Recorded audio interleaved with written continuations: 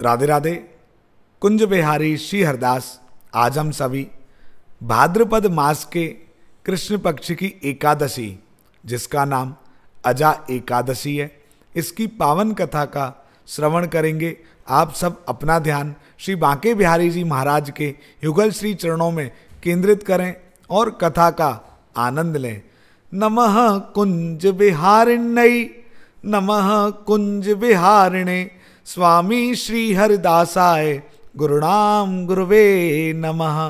राधा मेरी स्वामिनी, मैं राधे जू को दास, जन्म जन्म मोहे दीजियो, श्री वृंदावन को वास। वृंदावन सो वन नहीं, नंदगांव सो गांव, बंसी बट सो बट नहीं, कृष्ण नाम सो नाम।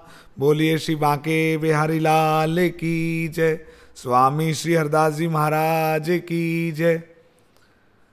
कुंती पुत्र अर्जुन बोले, हे जनार्दन, अब कृपा करके मुझे आप भाद्रपद मास के कृष्ण पक्ष की एकादशी के विषय में बताइए।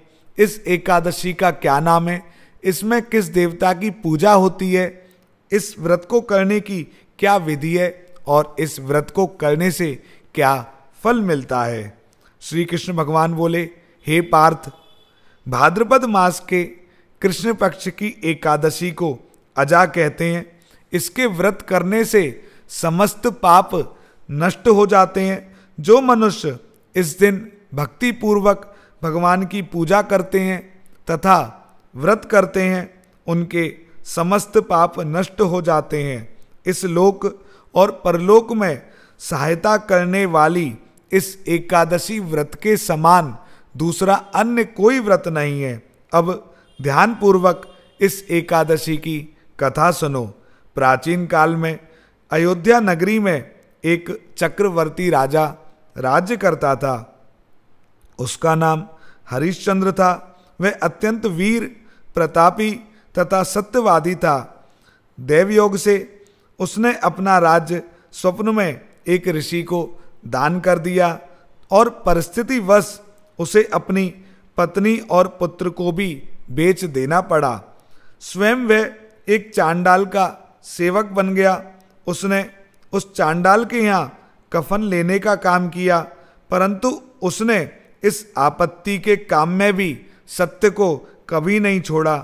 जब इसी प्रकार उसे कई वर्ष बीत गए तो उसे अपने इस नीच कर्म पर बड़ा दुख हुआ और वह इससे मुक्त होने का उपाय खोजने लगा। वह सदैव इसी चिंता में रहने लगा कि अब मैं क्या करूं, किस प्रकार इस नीच कर्म से मुक्ति पाऊं।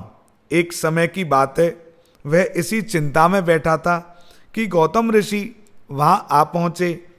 राजा ने उन्हें प्रणाम किया और अपनी दुख भरी कथा सुनाने लगा। राजा की दुख भरी कहानी सुनकर महर्षि गौतम भी अत्यंत दुखी हुए और राजा से बोले, हे राजन, भादों के कृष्ण पक्ष की एकादशी का नाम अजा है। तुम उस एकादशी का विधि पूर्वक व्रत करो तथा रात्रि को जागरण करो। इससे तुम्हारे समस्त पाप नष्ट हो जाएंगे। गौतम ऋषि राजा से इस प्रकार कहकर अंतर ध्यान हो गए। अजा नाम की एकादशी आने पर राजा ने मुनि के कहे अनुसार विधि पूर्वक व्रत किया और रात्रि में जागरण किया। उसी व्रत के प्रभाव से राजा के समस्त पाप नष्ट हो गए। उस समय स्वर्ग में नगाड़े बजने लगे तथा पुष्पों की वर्षा होने लगी। उसने अपने सामने ब्रह्मा, विष्णु, महादेव जी तथा इंद्र आदि देवताओं को खड़ा पाया। उसने अपने मृतक पुत्र को जीवित तथा स्त्री को वस्त्र एवं आभूषणों से युक्त देखा। व्रत के प्रभाव से उसको पुनः राज्य मिला। वास्तव में एक ऋषि ने राजा की परीक्षा लेने के लिए यह सब किया था, किंतु अजा एकादशी के व्रत के प्रभाव से सारा षड्यंत्र समाप्त हो गया और अंत समय में राजा हरिश्चंद्र अपने परिवार सहित स्वर्ग लोक को गए।